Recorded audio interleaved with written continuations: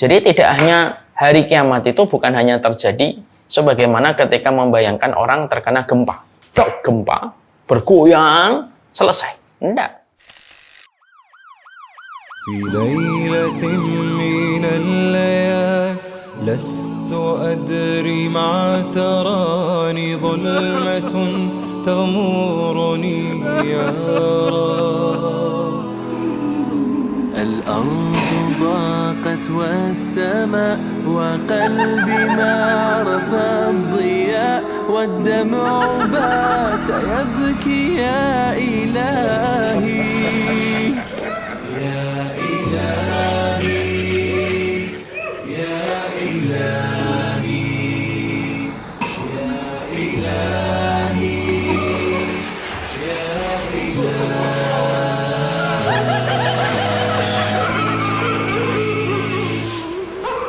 عصيت والذنب كبير وإني في حزني أسير مقيد بذنبي يا رب.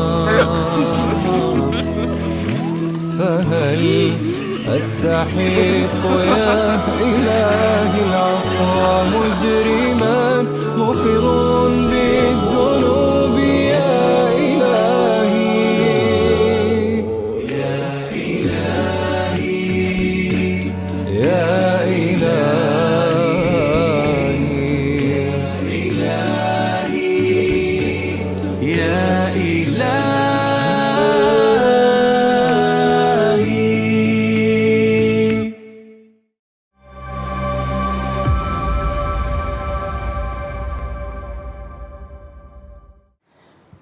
Assalamualaikum warahmatullahi wabarakatuh. Innal hamdalillah wassalatu wassalamu ala Rasulillah wa ala alihi wa sahbihi wa man tabi'ahum bi ihsan ila yaumil qiyamah. Kepada seluruh para penuntut ilmu, kepada seluruh para santri dan para santriwati yang hadir pada kesempatan Taman Ilmu pada sore kesempatan hari ini, yang semoga kita mendapatkan kesehatan dan semoga kita senantiasa memiliki rasa takut dan waspada ketika kita hidup pada zaman ini. Memiliki takut artinya adalah kita tentunya takut dengan segala macam penyimpangan-penyimpangan yang begitu marak terjadi pada kehidupan yang melanda pada kehidupan manusia hari ini. Dan tentunya harus waspada. Bahwasanya semoga ketika kita pada zaman fitnah kita selalu waspada, berhati-hati untuk selalu mengembalikan apapun yang kita lihat, apapun yang kita simpulkan sesuai dengan apa yang menjadi petunjuk yang ditinggalkan oleh Rasulullah SAW. Banyak orang menjadi muslim tetapi belum tentu mereka menjadi orang yang takut kepada penyimpangan karena merasa mungkin tidak ada penyimpangan, padahal zaman fitnah itu merupakan zaman yang begitu lengket dan begitu pekat dengan berbagai macam penyimpangan. Sehingga karena begitu banyaknya penyimpangan, akhirnya begitu sulit untuk mengetahui yang original dan mana mereka yang imitasi. Dan tentunya tidak setiap muslim juga diberikan oleh Allah kewaspadaan ketika mereka hidup pada zaman fitnah. Semoga kita termasuk orang yang mendapatkan rasa takut yang ada pada hati kita dan semoga kita senantiasa waspada dalam kehidupan agama kita karena tidak ada perkara yang paling mahal dan sejatinya harus kita jaga setiap waktunya kecuali adalah keimanan kita didasarkan kepada petunjuk yang diwariskan oleh Rasulullah SAW dan semoga kita mendapatkan itu. Alhamdulillah tentunya senantiasa kita bersyukur kepada Allah atas nikmat yang Allah berikan kepada kita, terutama kenikmatan ilmu yang kita rasakan, sehingga pada kesempatan ini kita berjumpa dan kita bertemu pada indahnya taman ilmu. Semoga taman-taman ilmu yang kita peroleh dan taman ilmu yang kita dapatkan menjadi salah satu sebab kita banyak mengalami bentukan kebaikan dalam kehidupan kita. Manusia itu secara sederhana terbagi menjadi dua. Ada manusia yang mereka terbentur, baru terbentuk. Ada manusia yang kedua, ada manusia yang mereka itu terbentuk sebelum ada benturan. Tentunya ketika kita mengetahui manusia itu ada dua, ada manusia yang pertama, dia harus mengalami banyak benturan, baru akhirnya dia belajar dan akhirnya terbentuk. Persis sebagaimana yang dikatakan Tan Malaka, terbentur. Sebenarnya ini juga tidak salah, tapi tentunya sangat disayangkan kalau ada di antara manusia yang mengalami benturan demi benturan supaya dia baru terbentuk. Karena sesungguhnya tentunya banyak waktu dan banyak kesempatan yang akhirnya terbuang sia-sia hanya karena mengalami banyak benturan pada kehidupan. Saya pernah menjumpai ada seseorang yang mengatakan, pasangan saya itu tipenya keras Ustaz. Kalau tidak dengan benturan sendiri dia tidak akan tahu dan tidak menyadari. Saya lalu berkomentar, ya enggak apa-apa, cuma disayangkan kalau manusia itu harus mengalami benturan dulu, baru akhirnya dia menyadari dan akhirnya membentuk poros pelajaran pada hidupnya. Ada manusia yang kedua itu adalah mereka yang terbentuk sebelum ada benturan, bahkan terhindar dari benturan. Ini merupakan tipe manusia yang mereka dengan jujur menerima petunjuk yang datang dari Allah dan Rasul-Nya. Dia mengikuti dengan jujur setiap apapun yang ditetapkan oleh Allah dan Rasul-Nya. Dia terbentuk tanpa mengalami banyak benturan dalam kehidupan. Ilmu merupakan perangkat yang Allah turunkan pada kehidupan kita, di mana ilmu ketika diturunkan oleh Allah supaya setiap manusia tidak mengalami banyak benturan dalam kehidupan. Dan itulah yang menjadikan kita bersyukur. Apabila kita diberikan oleh Allah kesempatan untuk mempelajari ilmu, supaya setiap ilmu yang kita peroleh dan setiap ilmu yang kita dapatkan menjadikan kita ketika kita mendapatkan ilmu, menjadikan kita tidak perlu mengalami benturan. Dan inilah yang menjadikan kita bersyukur kepada Allah apabila kita masih diberikan kesempatan ilmu pada kehidupan kita. Semoga Allah menghindarkan kita dari banyak benturan pada kehidupan dengan jujurnya kita mengikuti petunjuk ilmu yang Allah berikan dalam kehidupan. Amin insyaallah. Lama sekali kita tidak berjumpa di Majelis Islam Madinah membahas kitab At-Tadhkirah yang disusun oleh Imam Al-Qurtubi rahimahullahu ta'ala. Mungkin penting sekali saya mengingatkan kembali kepada diri saya dan mengingatkan untuk kita semuanya. Kenapa sih kita harus belajar kitab At-Tadhkirah? Sebuah kitab yang sejatinya sangat tebal, ada 2 jilid yang ditulis dan digoreskan ilmunya oleh Imam Al-Qurtubi. Kenapa kita harus belajar pada kitab ini? Maka ada salah satu prolog yang sejatinya prolog ini semoga bisa memberikan kepada kita sebuah motivasi kenapa kita harus belajar tentang kitab At-Tadhkirah dan betul-betul kenapa kita harus memahaminya walaupun dengan waktu yang cukup panjang. Maka prolog ini saya sampaikan tentang sebuah percakapan. Saya pernah bertanya sama seseorang ketika dia hijrah. Dia meninggalkan berbagai macam penyimpangan dan berbagai macam kemaksiatan yang pernah dia lakukan. Lalu saya tanya sama beliau, apa yang menjadikan antum akhirnya hijrah, memperbaiki, mengevaluasi kesalahan yang pernah dilakukan? Maka jawabannya pada saat itu, karena saya takut mati Ustaz, dan saya bermimpi mati itu berkali-kali. Akhirnya, mimpi mati yang membuat dia takut menjadikan dia menetapkan diri untuk berhijrah, mengarahkan kompasnya menuju kepada Allah setelah dia mengalami rasa takut kepada kematian.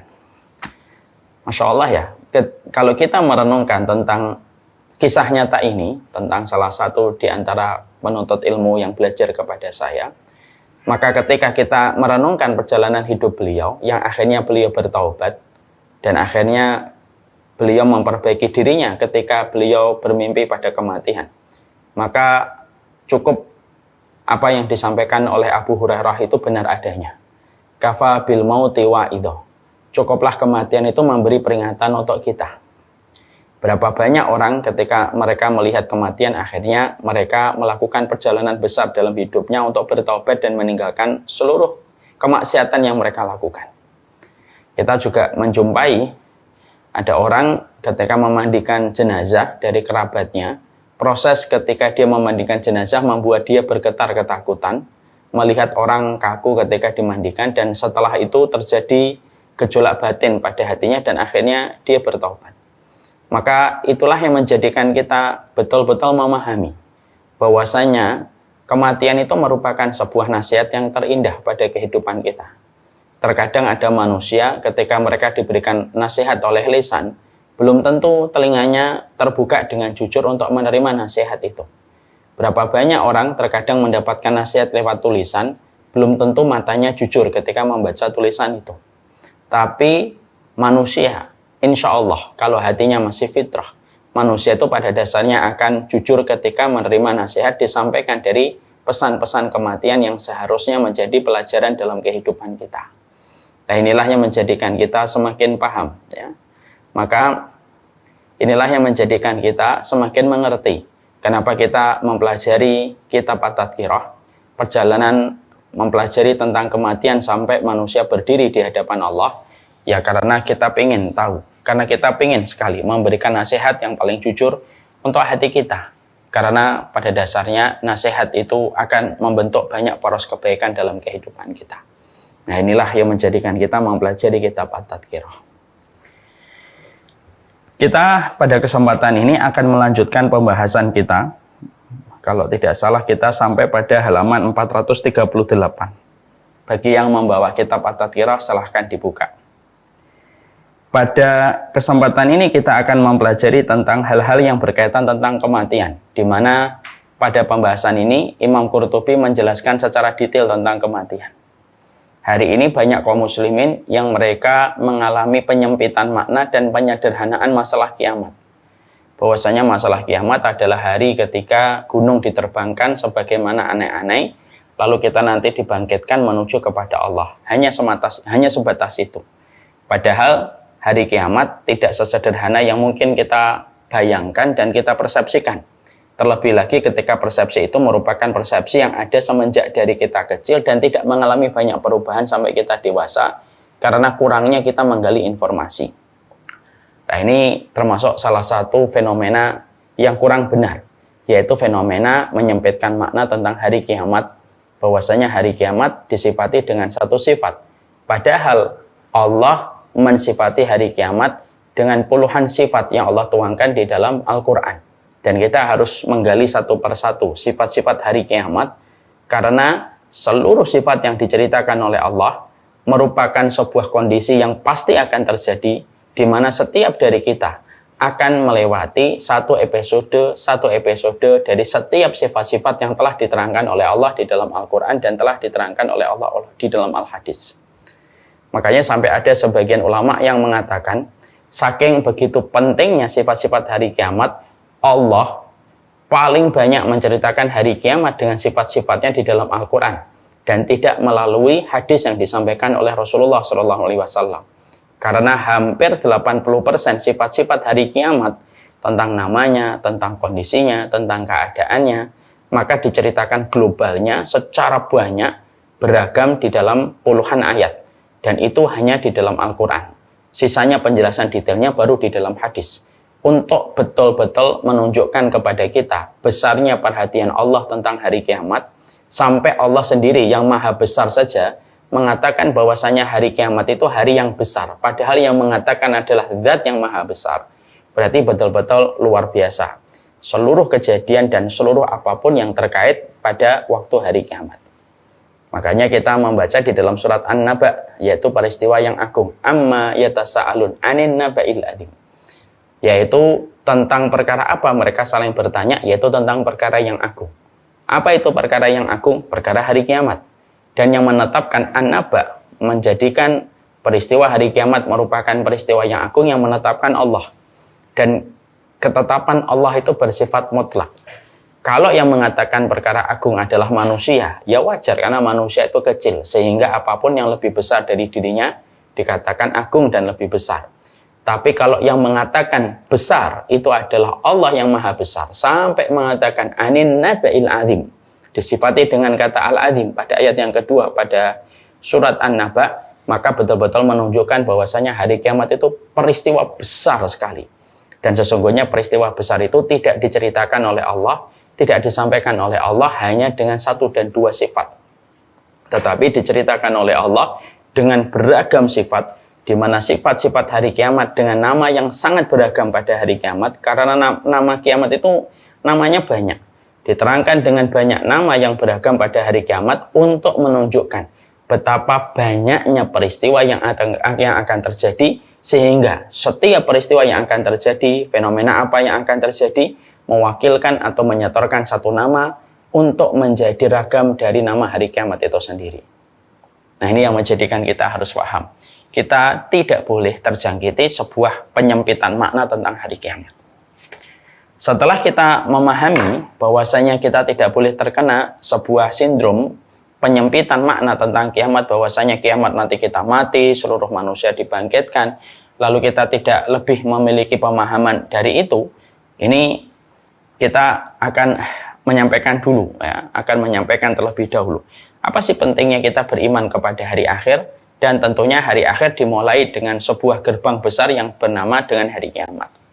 Karena mungkin banyak di antara kita yang masih belum memahami sepenting apa beriman kepada hari akhir, di mana rangkaian hari akhir itu gerbang pertamanya, rangkaian yang pertama itu adalah tentang kiamat.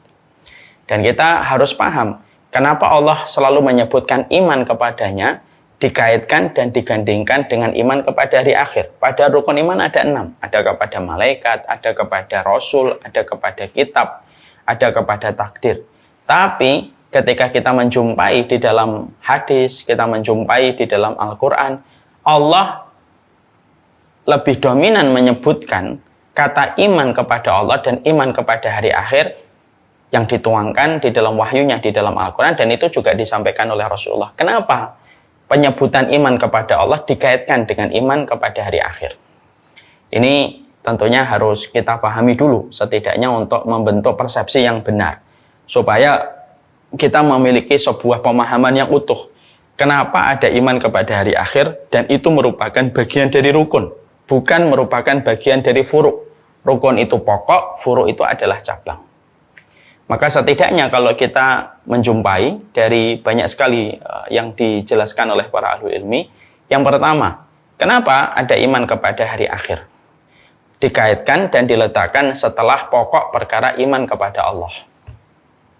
Maka yang pertama adalah karena sesungguhnya beriman kepada hari akhir itu memberi harapan kepada manusia.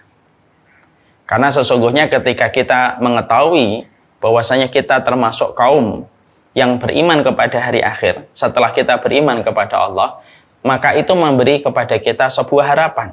Siapapun yang tidak mendapatkan keadilan ketika di dunia, keadilan itu akan kamu dapatkan pada perjalanan babak yang kedua, yaitu ketika ditegakkan hari kiamat pada perjalanan kita di hari akhir, yaitu di hari kiamat. Kalau kamu pernah menderita sebuah penyakit yang tidak pernah kamu duga, tidak pernah kamu bayangkan, lalu penyakit itu datang kepadamu, maka kamu memiliki sebuah harapan bahwasanya penyakit itu akan mendatangkan kebaikan, karena kamu belajar dari apa yang disabdakan oleh Rasulullah. Tidaklah setiap orang yang mendapatkan penyakit sampai tertancapnya duri, maka kecuali menggugurkan dosa, dan gugurnya dosa itu menjadi sebuah kelapangan dan menjadi jalan keselamatan di hari akhir. Kalau ada orang yang menjadi objek kezaliman, dari objek sesuatu, atau dia mendapatkan kesedihan yang tidak berujung pada kehidupan di dunia, maka dia memiliki sebuah asa ketika membicarakan hari akhir. Makanya Masya Allah, iman kepada hari akhir itu luar biasa dampaknya pada kehidupan. Memberikan kepada kita harapan, memberikan kepada kita asa, memberikan kepada kita mimpi yang pasti kita akan peroleh pada kehidupan berikutnya, di mana itu akan betul-betul meringankan beban perjalanan kita hidup di dunia, karena kita tahu ada babak kedua yang akan kita temukan, dinamakan babak kedua itu adalah hari akhir, di mana semua itu kita akan mendapatkan apa yang tidak kita dapatkan pada kehidupan di dunia. Makanya maaf ya, saya tidak bisa membayangkan kalau manusia pada kehidupan ini, maka mereka tidak ada hari akhir. Kalau manusia pada kehidupan kita tidak ada hari akhir, saya tidak bisa membayangkan kalau manusia itu tidak ada hari yang kedua, tidak ada babak yang kedua, yaitu hari akhir. Maka yang mendapatkan kezaliman, dia tidak ada lagi harapan untuk mendapatkan keadilan. Mereka yang menderita penyakit atau mendapatkan kekecewaan, maka dia tidak akan mendapatkan waktu untuk membasuh semua penderitaan yang mereka pernah dapatkan.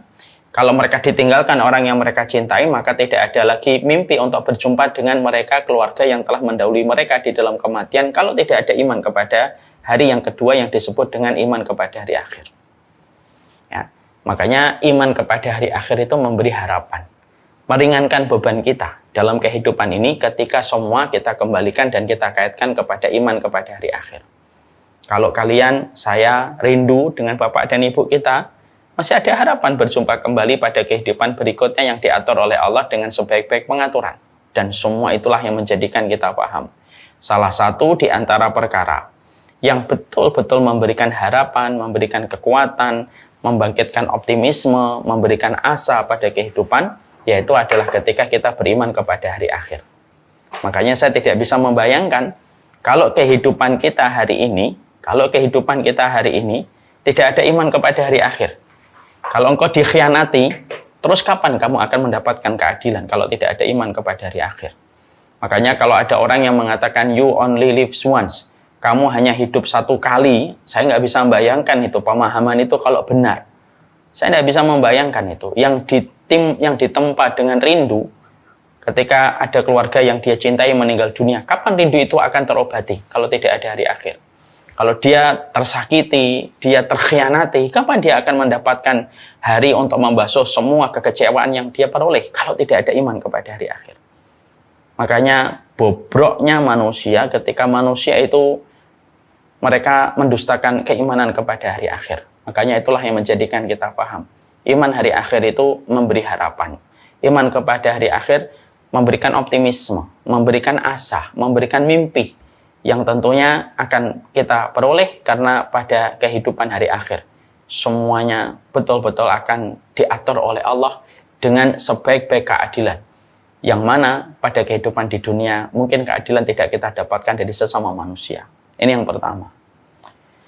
Yang kedua, kalau kita beriman kepada hari akhir, maka sesungguhnya iman kepada hari akhir itu menjadi tali kekang untuk kita.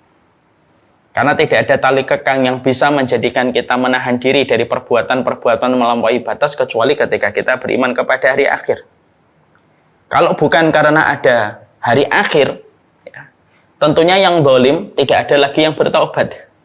Kalau tidak ada iman kepada hari akhir, orang yang berzina juga tidak akan pernah menyesali perzinahannya. Kalau tidak ada iman kepada hari akhir, orang yang makan uang rakyat ataupun orang yang makan uang yang bukan haknya, mungkin mereka tidak akan pernah menyesali dengan perbuatan yang mereka lakukan. Kalau tidak ada keimanan kepada hari akhir, orang yang melakukan pembunuhan pun mungkin hanya satu kali dua atau 1 hari 2 hari dia menyesal, setelah itu dia tidak akan menyesal.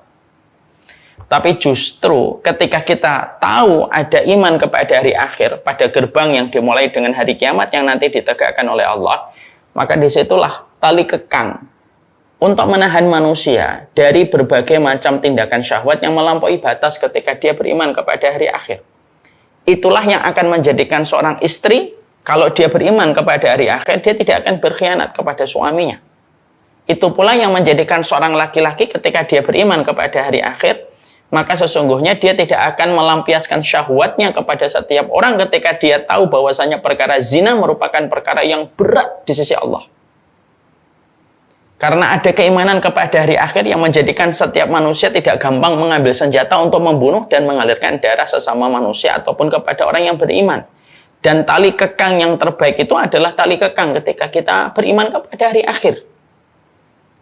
Ini pula yang mendorong kita untuk di sisi yang lainnya. Ini pula yang mendorong kita untuk berbuat ketaatan. Kalau bukan karena iman sama hari akhir, kita nggak akan duduk di majelis taklim ini. Karena mungkin kita akan lebih nyaman untuk melakukan tindakan-tindakan yang menurut kita sesuai dengan apa yang kita mau dan sesuai dengan hobi kita. Kalau bukan karena keimanan kepada hari akhir, tidak ada orang yang bangun di tengah malam untuk menggelar sajadahnya, lalu mereka bermunajat kepada Allah dan sujud dalam kondisi meneteskan air mata. Kalau bukan karena hari akhir, tidak ada lagi orang yang ingin menutup auratnya. Kalau bukan karena keimanan kepada hari akhir, tidak ada orang yang ingin bersedekah. Mungkin zakat tidak akan pernah laku, sedekah tidak akan pernah dikeluarkan. Tapi karena ada keimanan kepada hari akhir, itulah yang menjadi tali kekang dan menjadi tali kendali pada kehidupan. Karena tidak ada tali kendali yang terbaik mengontrol kehidupan manusia kecuali adalah ketika mereka menghidupkan perangkat hatinya untuk beriman kepada hari akhir. Dia tali kekang. Makanya semakin dalam kamu memasukkan hari akhir, maka semakin banyak sensitif yang akan terjadi pada kehidupan kita. Kenapa? Semakin beriman kepada hari akhir, semakin sensitif hatimu. Dan semakin bersahaja kehidupan kita di dunia. Karena keimanan pada hari akhir itu memberikan dampak yang luar biasa pada kehidupan. Kita pernah temukan Umar bin Khattab radhiyallahu anhu. Umar bin Khattab radhiyallahu anhu Beliau pernah menangis. Lalu ketika ditanyakan, apa yang menjadikan beliau menangis? 5, tabki. Kenapa engkau menangis? Ya? Kenapa engkau menangis, wahai Umar bin Khattab? Maka perhatikan jawaban dari Umar bin Khattab. Umar bin Khattab tidak memikirkan utang yang menjadikan beliau menangis. Tidak memikirkan mungkin rumah yang belum beliau peroleh. Beliau tidak memikirkan tentang finansial dan duniawi yang menjadikan beliau meneteskan air mata. Tidak. Orang kalau beriman kepada hari akhir itu tetesan air matanya itu terpilih pada satu aspek yang paling istimewa. Maka pada saat itu Umar bin Khattab radhiyallahu anhu ketika beliau menangis, maka saat itu Umar bin Khattab lalu menjawab, khasyitu law anna syah matat ala syattil furat la khasyitu bi anni sa'iluha anha. Maka Umar bin Khattab lalu menjawab, kenapa beliau menangis? Lalu beliau berkata, saya khawatir kalaulah ada kambing di pinggir sungai Efrat kepleset lalu kambing itu mati, lalu saya itu takut kalau saya ditanya oleh Allah, kenapa kambing di sungai Efrat itu mati? Gara-gara saya tidak membangun infrastruktur yang baik. Itu seorang Umar bin Khattab radhiyallahu anhu. Makanya akhirnya di situ kita memahami kenapa harus ada hari kiamat, kenapa Allah terangkan puluhan ayat yang menerangkan tentang hari kiamat pada kehidupan kita. Ya begitulah. Karena sesungguhnya tali kekang yang bisa menahan kita dari berbagai macam penyimpangan itu ya keimanan kepada hari akhir. Tidaklah mereka yang menyimpang terhadap jalan kebenaran, lalu ketika mereka menyimpang dari jalan kebenaran dan bertahan atas penyimpangannya, kecuali selalu alasannya sederhana. Karena di dalam hatinya sudah tidak ada lagi iman kepada hari akhir. Orang kalau tidak memiliki konsep keimanan kepada hari akhir, supaya kehidupannya berlanjut pada kebaikan, mungkin dia akan menolak memiliki keturunan. Karena apa? Dia merasa hidupnya itu ya haknya dia. Lalu merasa bahwasanya hidup itu akan berputar untuk dia. Akhirnya dia menolak untuk punya keturunan. Kadang memiliki keturunan itu memang merepotkan, betul. Tapi kita harus nanya, apa sih hidup di dunia yang tidak merepotkan? Tapi kerepotan ketika kita mendidik anak itu ada Allah yang menjadi sandaran dan ada hari kiamat yang menjadi sebuah harapan. Sehingga akhirnya hidup itu bukan sekali lagi tentang kita semata.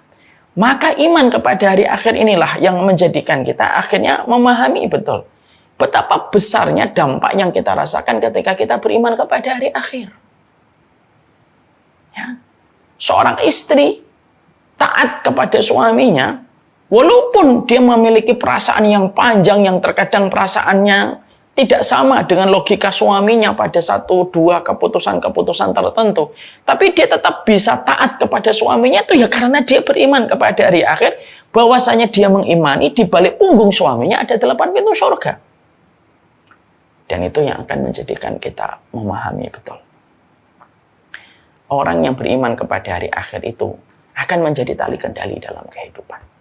Coba kita bayangkan, kalau kita mengimani kehidupan kita sebagaimana keimanan komunisme. Wah, apa nggak babak belur kita? Kita akhirnya akan mendapati orang dolim, tidak akan pernah merasa rugi dengan kedolimannya, dan tidak pernah merasa takut dengan kedolimannya. Ya. Orang yang pelit, maka terus akan pelit-pelitan, dan dia tidak akan pernah mengeluarkan apapun itu kalau dia tidak beriman sama hari akhir. Makanya Masya Allah ya, segala puji bagi Allah yang telah menyelamatkan bangsa ini dari komunisme. Dan keberkahan kepada para pahlawan-pahlawan yang telah menyelamatkan negara kita yang tercinta dari komunisme. Saya tidak bisa bayangkan kalau komunis di dalam pikiran kita, sosialisme, di dalam agnostik, sampai terjadi pada kehidupan. Masya Allah itu. Tidak ada tali kendali. Yang kuat akan menindih yang lemah. Yang lemah tidak punya harapan. Untuk mengharapkan keadilan apa yang bisa diharapkan kalau hidup hanya sekali. Maka disitulah kita memahami poin yang kedua. Kenapa orang yang akhirnya ketika mereka mengimani hari akhir. Mengimani hari akhir itu menjadikan seseorang itu memiliki tali kendali pada kehidupan. Ya. Karena kita beriman kepada hari akhir, kita tahu ini dosa, kita berhenti. Karena iman sama hari akhir, kita tahu ini tidak boleh, ini Allah nggak ridho ini, kita berhenti. Tanya sama orang yang meninggalkan riba, Tanya sama mereka yang meninggalkan zina. Tanya sama mereka yang mereka meninggalkan aktivitas membuka aurat. Semuanya selalu berkaitan tentang mati dan iman kepada hari akhir. Itu yang kedua. Yang ketiga, iman kepada hari akhir itu akan menjadikan manusia sangat bersahaja dalam urusan dunia. Jadi kalau sudah beriman kepada hari akhir itu apa? Bersahaja dalam urusan dunia. Bukan masalah kaya atau miskinnya, bukan itu. Bisa jadi dia kaya, tapi bersahaja. Bisa jadi dia miskin, tapi dia memiliki rasa kecukupan. Karena dia tahu betul bahwasanya semua apapun yang dia jumpai dan apapun yang dia alami ini, ataupun berapapun yang dia peroleh, dia tahu bahwasanya itu akan dia tinggalkan. Dan tidak ada yang paling penting yang menjadi fokus perhatian dan konsentrasi dirinya kecuali bagaimana kehidupan nanti di babak yang kedua. Kehidupan babak kedua itu merupakan sebuah kehidupan yang selalu dihadirkan sama mereka yang beriman sama hari akhir. Akhirnya yang kaya itu tahu dan dia tidak akan sombong. Dia tidak akan sombong dengan kekayaannya kalau orang itu beriman sama hari akhir. Karena tahu kekayaan itu pun hanya bertahan ketika hidup. Dan akan berhenti ketika dia mati pada hari akhir ketika sudah datang dengan kematiannya. Karena kematian itu kiamat kecil. Dan kiamat itu bagian dari hari akhir. Orang yang miskin, maka sesungguhnya orang yang miskin itu akhirnya mereka itu punya sebuah kebahagiaan dan kelapangan. Ketika dia tahu bahwasanya kemiskinannya itu hanyalah bertahan hanya untuk kehidupan yang sementara di dunia. Dan ketika mati, bisa jadi semuanya berubah ketika dia selalu mengikuti apa yang menjadi petunjuknya Allah. Makanya akhirnya hidupnya bersahaja. Dan tahu mana perkara yang perlu segera dilakukan dan diprioritaskan dan mana perkara yang tidak perlu diprioritaskan. Bapak dan Ibu pernah nggak sekali-kali mungkin berpikir ya, kenapa ya kalau kita datang ke kota Madinah dan kota Mekah, kita tidak menjumpai istananya Rasulullah.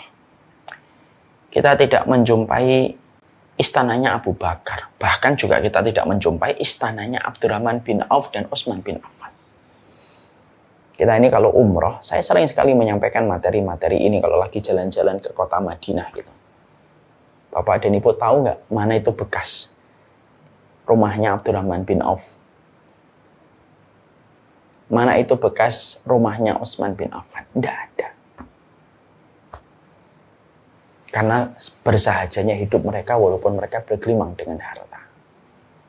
Ini akan berbeda sekali kalau kita mungkin diberikan kesempatan datang ke Italia, datang ke Inggris.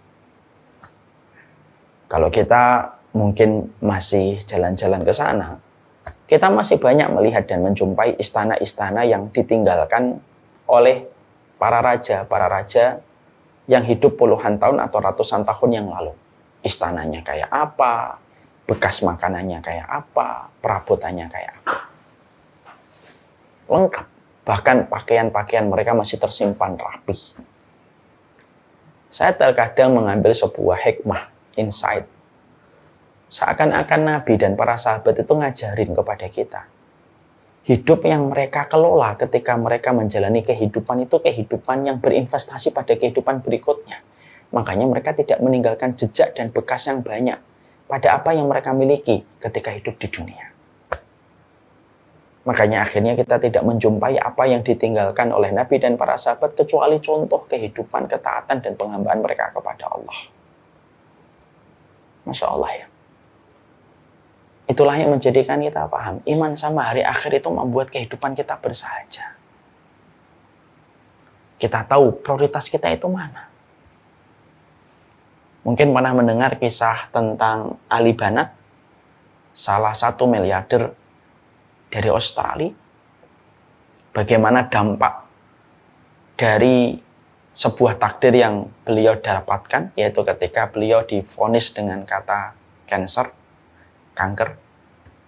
Kehidupannya sebelum adanya penyakit itu divoniskan kepadanya, kehidupan sebelumnya dan sesudahnya sangat berbeda. Ketika pada kehidupan sebelum dia merasa dekat dengan kematian, ketika dia masih sehat, tidak ada yang dia lakukan kecuali berfoya-foya dengan apa yang beliau miliki. mendapatkan harta di usia muda, apa yang dilakukan kalau tidak punya iman? Ya, hanya sebatas untuk menunjukkan eksistensi di depan manusia semata. Lalu akhirnya takdir Allah. Beliau menderita kanker. Divonisnya, apa yang terjadi? Berubah 180 derajat. Maka akhirnya beliau berubah.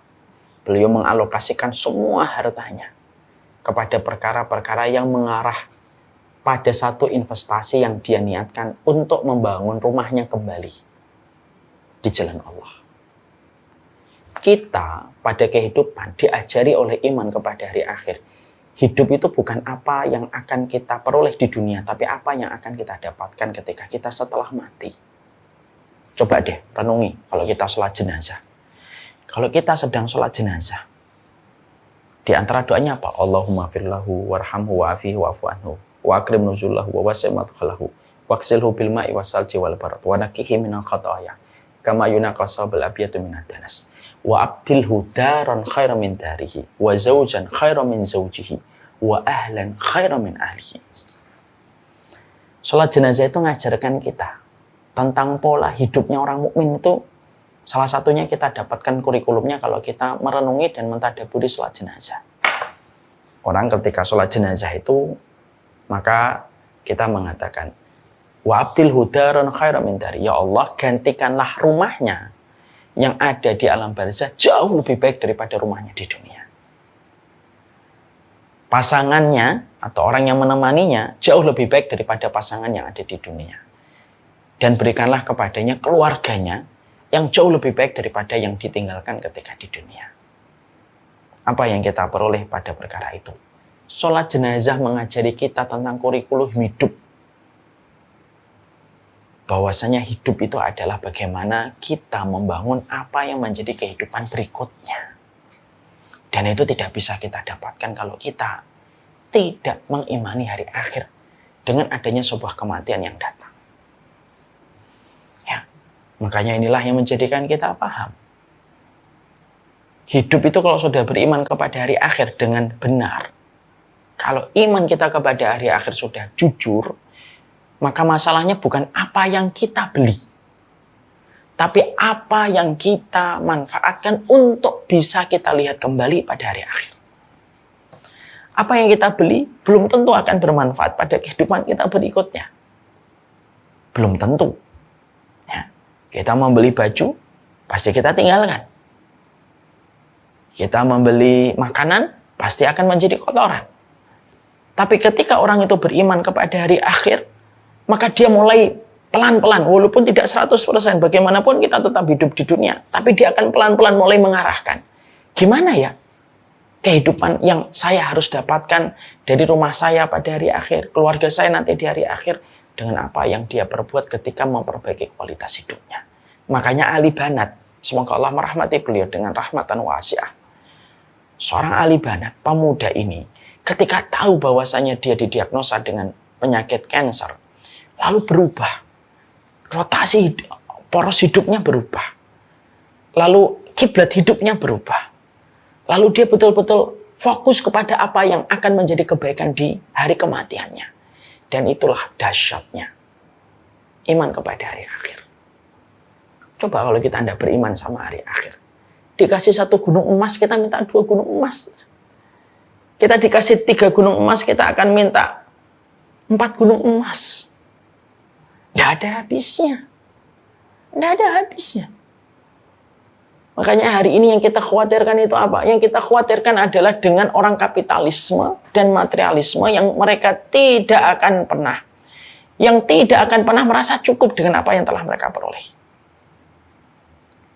Ya, dan itulah yang menjadikan kita akhirnya paham. Itulah yang menjadikan kita mengerti. Iman kepada hari akhir itu memiliki dampak luar biasa dalam kehidupan.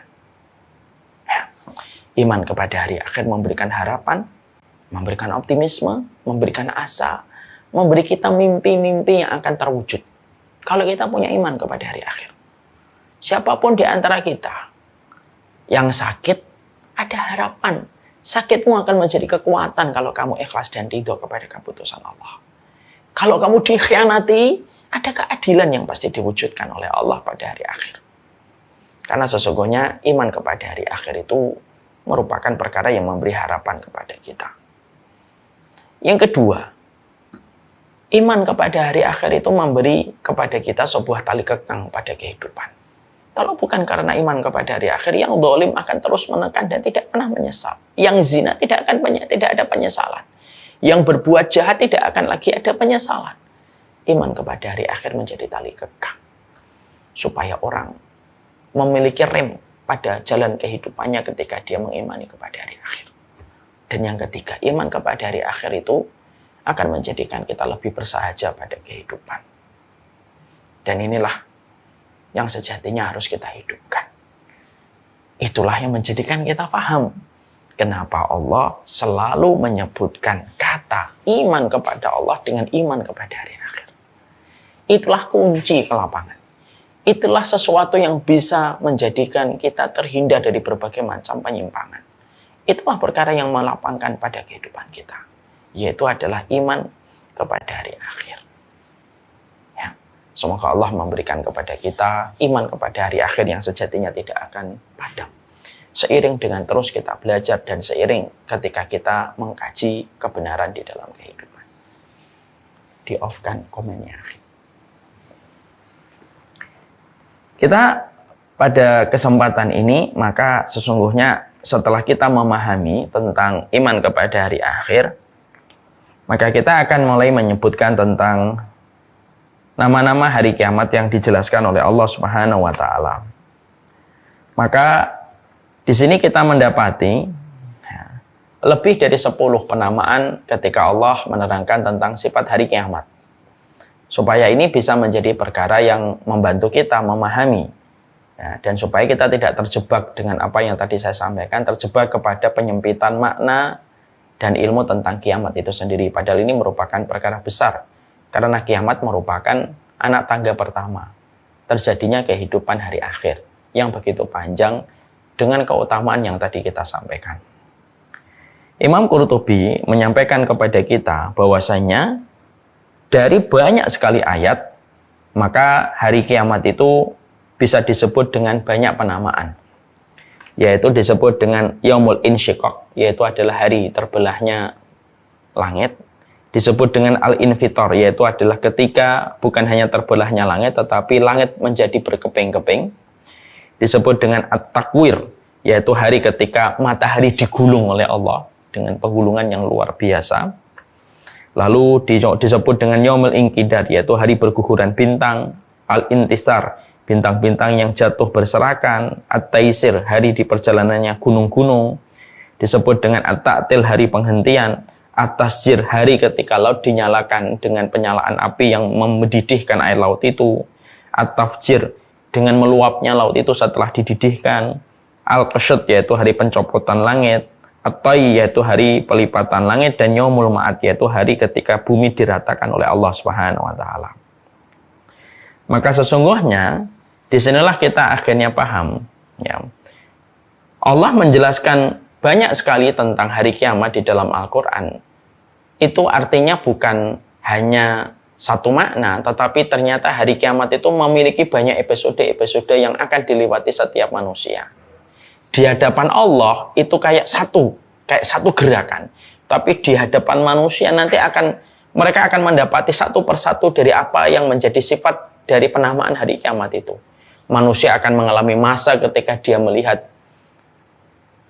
langit akan terpecah. Manusia akan melihat kembali setelah episode melihat bagaimana langit itu akan berkeping-keping. Dia akan melihat bagaimana ketika lautan dinyalakan. Dia akan melihat bagaimana lautan ketika sudah dinyalakan mendidih, meluapnya air laut tersebut.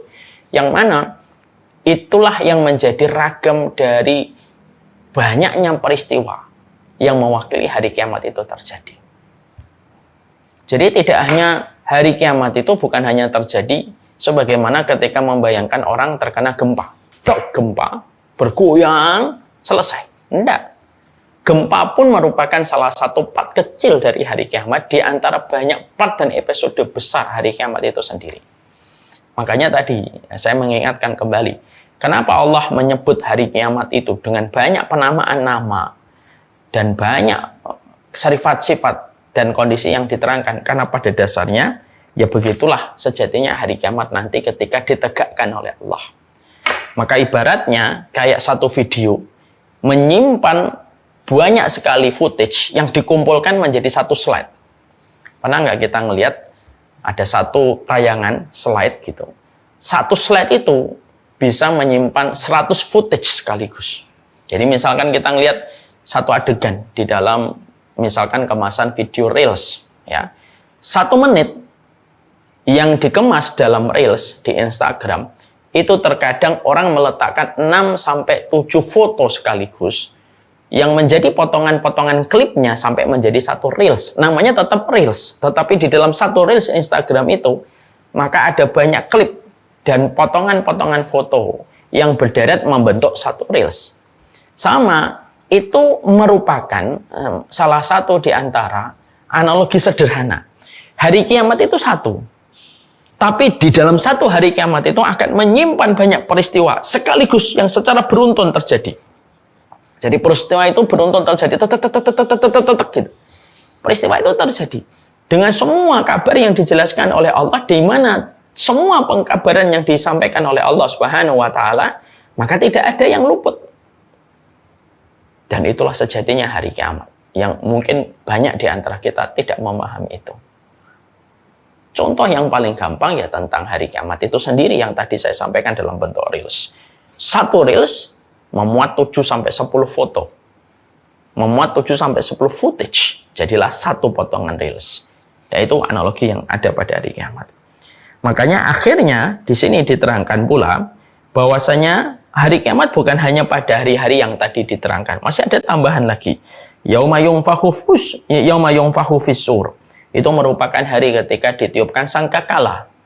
Ya. Jadi peristiwa tadi, terbelahnya langit, pecahnya langit berkeping-keping, digulungnya matahari. Setelah digulung matahari, maka bintang-bintang berjatuhan, berserakan, gunung-gunung terbang, terus dihentikan. Semua aktivitas manusia itu akhirnya betul-betul berhenti karena semua kejadian satu menyatu menjadi sesuatu yang paling mengerikan pada kehidupan.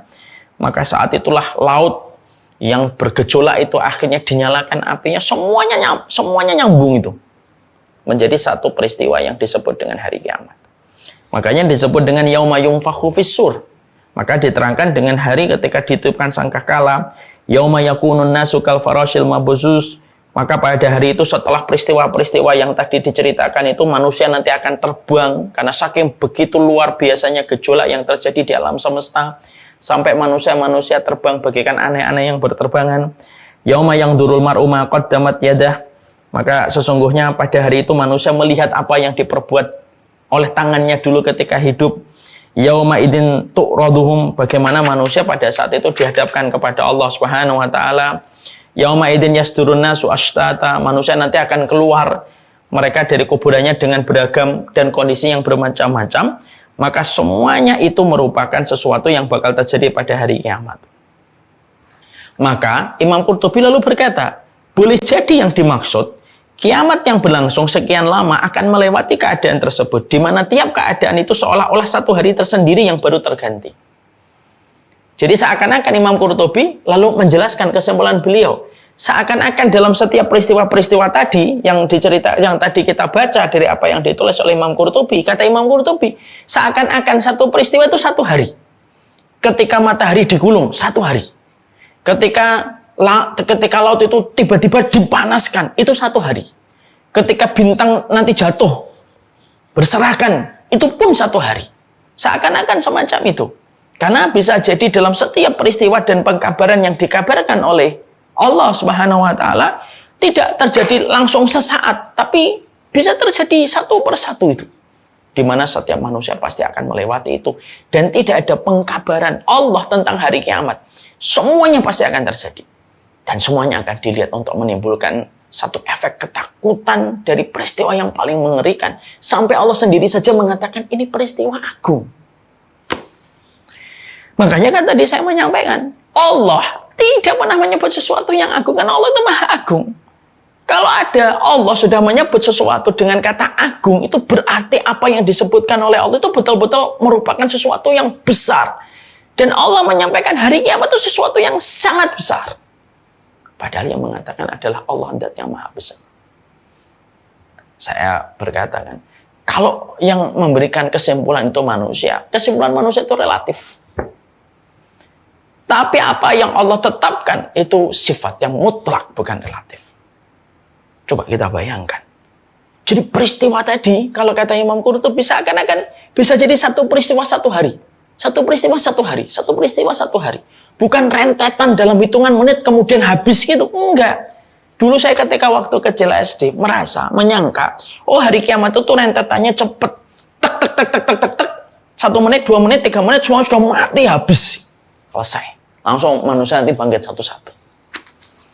Ternyata apa yang saya pahami itu, kalau kita kembalikan kepada apa yang ditulis oleh Imam Qurtubi di sini, maka Imam Qurtubi mengatakan, itu sesungguhnya akan berlangsung sekian lama, melewati keadaan-keadaan tersebut, di mana tiap keadaan seolah-olah itu kayak satu hari tersendiri.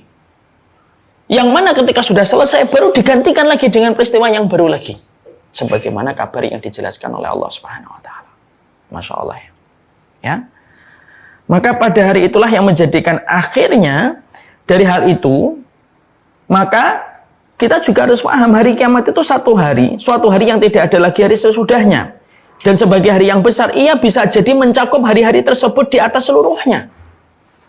Di sisi yang lainnya, Imam Qurtubi itu mengatakan, karena hari kiamat itu merupakan satu hari yang tidak ada hari lagi dan tidak ada waktu lagi setelahnya, maka bisa jadi dalam satu hari itu, maka karena dia disebut dengan hari yang besar, maka dia mencakup hari-hari yang panjang, hari-hari yang ada pada waktu sebelumnya, semuanya dimasukkan pada hari yang besar itu, yaitu pada hari kiamat. Makanya kualitas satu hari, dari apa yang dijelaskan oleh Imam Qurtubi, kualitas satu hari dan kuantitasnya satu hari, pada waktu terjadinya hari kiamat, bisa jadi merupakan kumpulan dari puluhan tahun pada hari-hari yang biasa. Ketika terjadinya hari kiamat itu, kata Imam Qurtubi. Masya Allah ya. Maka dikatakan oleh beliau, jadi kiamat itu satu hari bagi Allah, tapi bagi makhluknya itu merupakan hari yang panjang dan hari yang banyak. Ya. Jadi hari kiamat itu satu hari di hadapan Allah. Makanya Allah menyebutkan yaum. Allah tidak menyebutkan ayam. Apa bedanya yaum dengan ayam, Ustaz? Allah menyebut hari kiamat tidak menyebut dengan kata ayam. Allah menyebut hari kiamat dengan kata yaum. Yaum itu mufrad, tunggal. Ayam itu dalam bentuk plural, jamak taksir. Allah menyebutnya dengan kata yaum. Ketika Allah menyebut hari kiamat itu dengan kata yaumun, maka Imam Qurtubi lalu menjelaskan, maka sesungguhnya Allah menyebut kata yaumun pada hari kiamat, karena bisa jadi di hadapan Allah itu memang satu hari, tapi bagi makhluk itu kumpulan hari dan waktu yang panjang betul sebenarnya. Karena banyaknya peristiwa yang sudah berdesakan untuk digelar pada waktu hari kiamat, sebelum nanti manusia betul-betul dihamparkan di padang mahsyar. Ya, makanya kan orang mukmin itu berdoa supaya tidak melihat hari kiamat. Karena peristiwanya besar. Sampai yang hamil saja dia melahirkan. Jadi tidak sebagaimana yang dulu kita pikirkan waktu SD. Oh, nanti kiamatnya kayak gempa. Dalam hitungan menit langsung pada mati semuanya ketika terkena reruntuhan. Allahumma fir lana, nasallallahu alaihi wasallam. Setelah itu selesai. Enggak gitu ternyata. Harinya panjang. Makanya disebut dengan hari yang agung. Karena kumpulan banyak hari di depan makhluk, walaupun di depan Allah itu tetap satu hari. Karena tidak ada lagi hari setelah hari kiamat. Ya. Maka inilah yang menjadikan akhirnya kita memahami betul. Itulah tentang hari kiamat itu sendiri. Jadi apa yang kita dapatkan dari penjelasan itulah yang menjadikan kita akhirnya memiliki sebuah referensi dan ilmu. Berarti hari kiamat itu bisa jadi sebulan, Ustaz, menurut hitungan manusia, tapi di hitungan Allah itu tetap satu hari, karena pada hari itu Allah yang memanjangkan dan Allah yang memendekkan. Kita tentunya harus paham ya, masa dan waktu itu miliknya Allah. Allah bisa memanjangkan, Allah bisa memendekkan sesuai dengan hikmah yang Allah miliki. Pernah nggak kadang-kadang kita melewati satu hari terasa panjang gitu? Dari pagi sampai menunggu maghrib terasa panjang. Tapi bisa jadi terkadang kita melewati hari itu bukan hanya 1 hari. Sebulan terasa cuma 1 hari. Saking cepatnya. Dan kita harus paham, yang memiliki hari itu Allah. Makanya kita bisa paham, kenapa kok di hari kiamat 1 hari berbanding dengan 50.000 tahun ketika di dunia. Karena bagi Allah itu mudah. Makanya Allah menyampaikan di dalam hadis qudsi, la tasubbud dahr wa ana dahru. Makanya dalam salah satu riwayat disebutkan, jangan mencela waktu, jangan mencela masa. Aku adalah pemilik masa. Kalau Allah yang memiliki, Allah bisa memanjangkan, Allah bisa memendekkan. Sehingga pada waktu hari itu, dijelaskan adalah, maka pada hari itu kalau kita merujuk kepada Imam Qurtubi yang menulis kitab ini, maka akhirnya Allah akan memanjangkan 1 hari pada hari kiamat itu. Walaupun sepanjang-panjangnya hari kiamat, tentunya tidak akan pernah mengalahkan 1 hari di akhirat. Tapi bisa jadi panjang. Kenapa? Banyak peristiwa yang ngantri. Sebagaimana yang sudah disebutkan oleh Allah tadi, yang kita baca satu persatu tadi.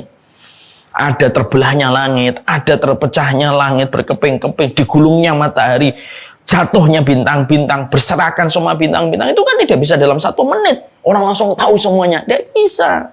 Dia perlu waktu untuk melihat itu semuanya.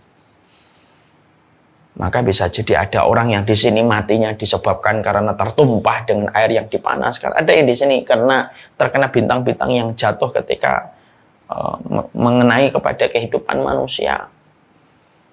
Dan itu yang menjadikan kita mengerti. Berarti pada waktu hari kiamat, karena sudah disebut hari yang agung, takwil yang disampaikan atau interpretasi yang disampaikan oleh Imam Qurtubi adalah hari itu tetap 1 hari, tapi kuantitasnya dipanjangkan oleh Allah untuk memenuhi apa yang Allah ancamkan dari satu peristiwa yang sudah Allah tuangkan di dalam wahyu pada Al-Quran.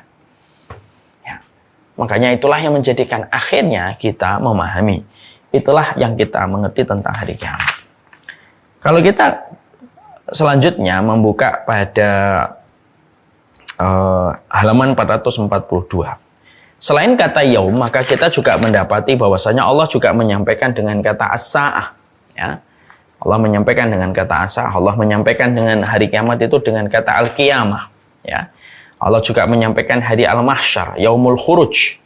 Allah juga menyampaikan yaumul ba'as, yaumul qari'ah, yaumun naqur. Ini tentunya semuanya ada penjelasan. Ya. Tapi qadarullahu ma yasha, kita sudah jam 5 dari ketentuan waktu yang kita pelajari.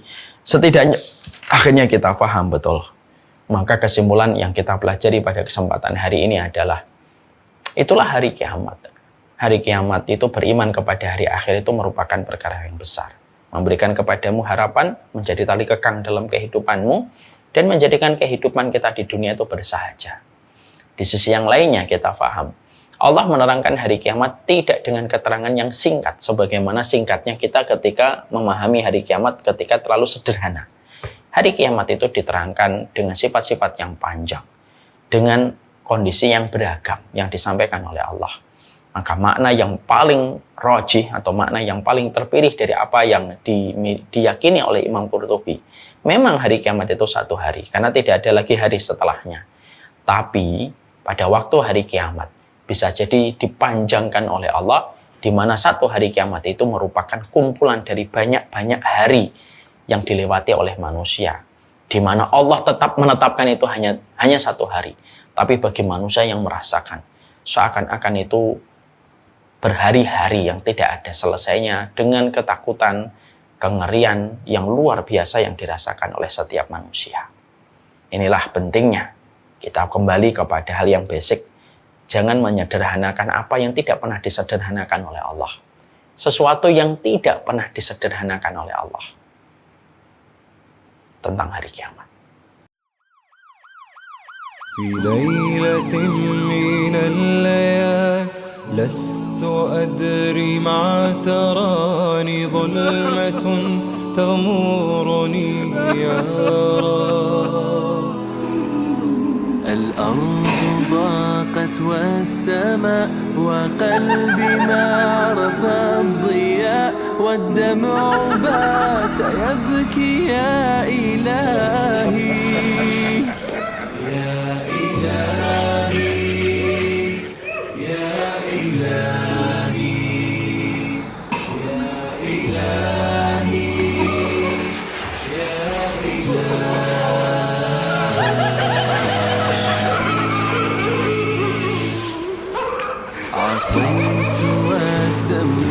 كبير وإني في حزني أسير مقيد بذنبي يا رب. فهل أستحق يا إلهي العفو مجرما مقر